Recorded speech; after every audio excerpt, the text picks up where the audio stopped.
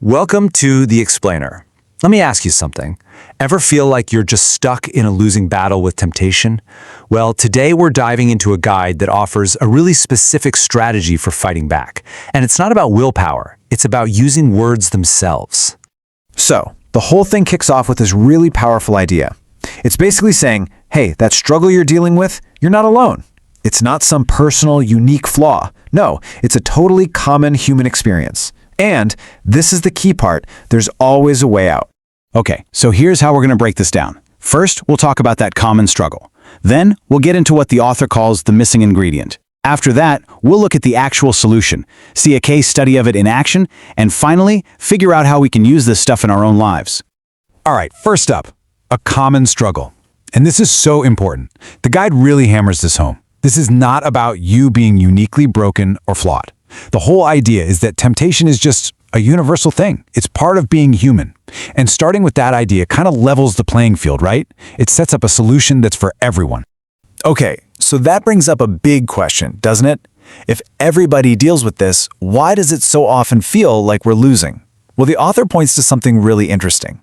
They suggest that a really common response, prayer, is often missing something crucial, a key ingredient that can lead to this endless cycle of trying and failing.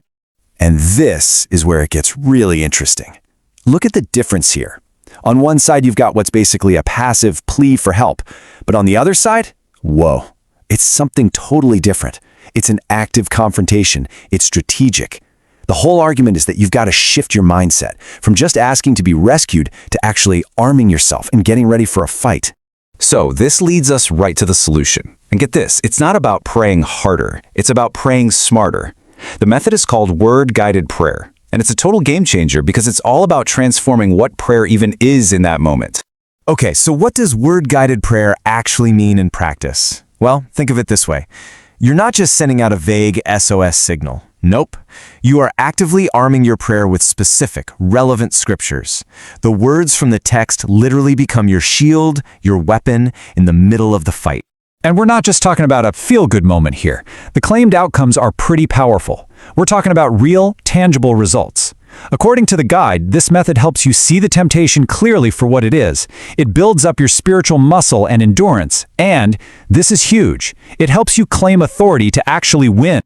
All right, so to really understand how this is supposed to work in the real world, the guide gives us a core case study. And it's a big one, the story of Jesus being tempted in the wilderness. This is basically held up as the perfect example of this strategy in action. And this is just a brilliant breakdown of that model. Look at this. For every single temptation thrown at him, whether it was about physical need like bread, or the temptation for worldly power, there was a specific, tailored, scriptural comeback. It wasn't just a general go away, it was a precise response. The word here isn't just a comforting thought, it's a tactical weapon being deployed. Okay, that's the classic example, right? But what about us? How does this apply when your temptation is, endlessly scrolling Instagram instead of working? That's what this next section is all about, taking it from text to action in our lives. And I love how simple they make this. The author boils it all down to just 2 practical steps. First, you do the prep work. You actually find the scriptures that directly address whatever your specific struggle is. Then, step 2 is the action plan. When that temptation hits, you don't just kind of think about the verse. You speak it. You declare it out loud. It becomes your shield, your weapon right in that moment. And the whole thing wraps up with this powerful call to action. And it's all about being prepared. The bottom line is this. You don't wait until the house is on fire to look for the fire extinguisher. The real work happens before the temptation hits.